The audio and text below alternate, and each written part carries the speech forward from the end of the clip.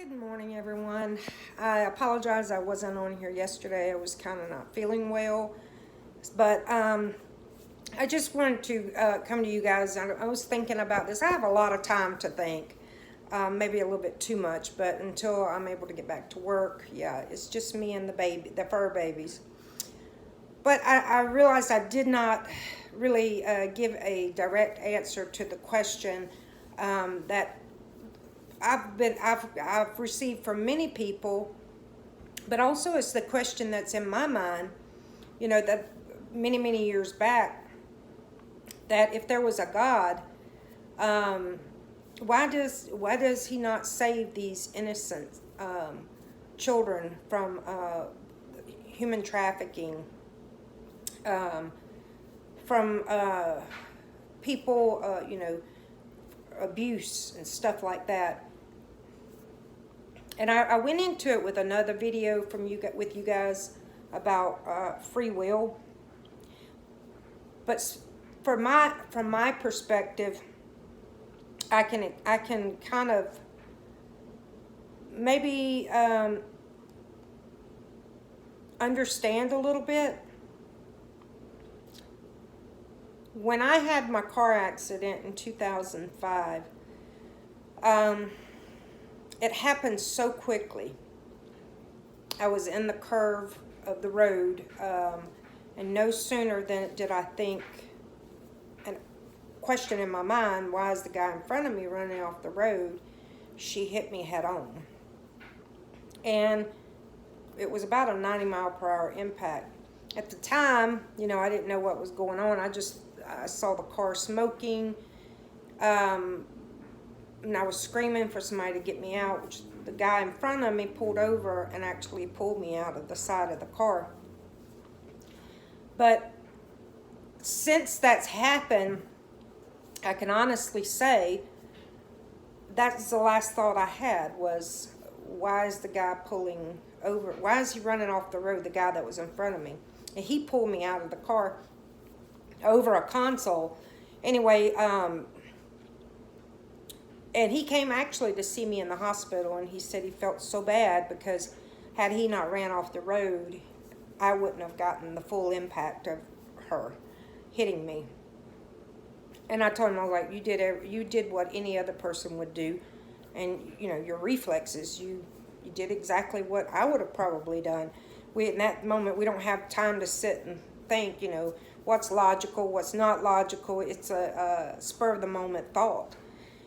But I know that God spared me the pain of my injuries momentarily, like the impact.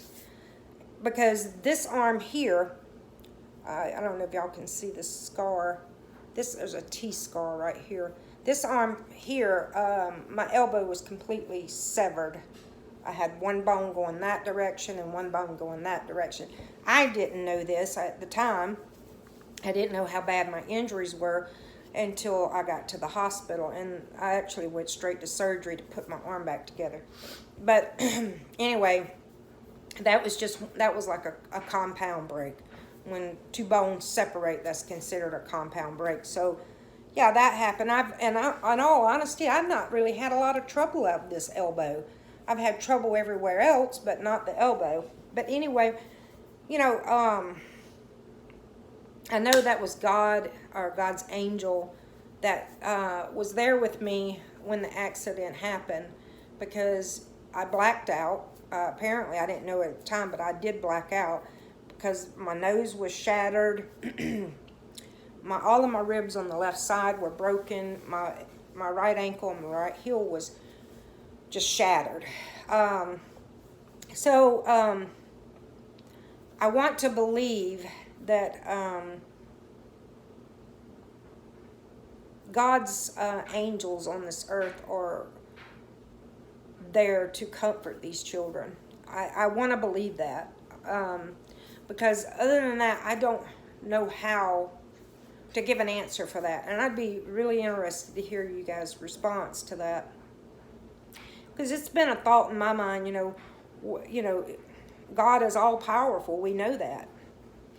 And then, when somebody confronts you with a question like that, it challenges your thinking.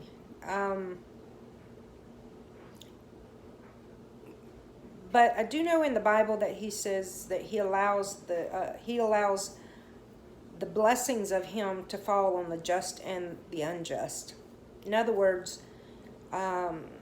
because he gives us free will, we cannot dictate to others what happens. And so in my life, let me give you, for example, here recently, I smoked cigarettes for the longest. Well, I remember having this, and when I say I have a conversation with God, God can read my thoughts. He can read, my intimate thoughts. He knows the intent of the heart. And I remember having this conversation with the Lord, and I'm like, well, I hear all these wonderful stories about people quitting smoking, and I don't understand, what am I doing something wrong? Why you won't help me to quit smoking? Because I really did want to quit, but I just too many other things I was having to deal with at the time. I justified it, I should say. That's the honest to God truth. I justified it. But I thought, well, if God worked miracles in someone's life, why won't he work miracles in my life? As far as I was talking to the Lord about this regarding smoking. Because not that I'm going to go to hell for smoking. I'm not going to go to hell for smoking. But we are to live a life that is Christ-like in all we do. And, sitting and puffing on a cigarette is not a good testimony. Because, whether it be addictions are addictions, whether it be cigarettes, whether it be drugs, whether it be food, whether it be computer, whether it be YouTube. And I can honestly say, since January, I've watched a lot of YouTube. Not glad, but yeah, I have. Anyway, addiction comes in many, many different forms. So we can't say, well, I'm better than this person because I don't do this. That's not the way it works. Addiction is addiction. So one morning I just woke up. I said, I'm not going to smoke anymore. And I haven't. So yes, he hears us. He hears our intimate prayers. He hears our thoughts, our reflections. And he knows the intentions of our heart. Because let's be honest with one another, nobody can really control who you are born to. You could have been born to a rich family. You could have been born to a poor family. You could have been born to the average income family. But none of us have the control over who we are born to. So, with that being said, and I've heard other people's testimonies as well, because we can't control who we're born to, just like someone who's born into a family where they were abused, either physically or sexually, or emotionally. We don't have control over that. And, then the question would be, well, why does God allow people like that to have children? Because he doesn't control our free will. If he did, he would be a dictator, and God is not a dictator. Even though he tells us what's going to happen, he does not give us he does not tell us when exactly he will return. So we just know that we need to live every day and be prepared for his returning.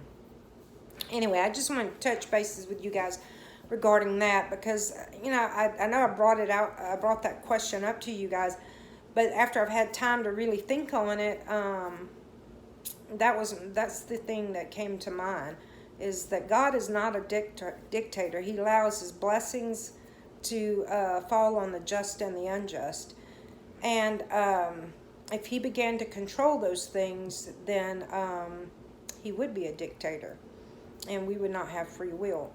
So, Anyway, I hope you guys are having a great day today. I love y'all, and we'll talk later. Okay, bye-bye.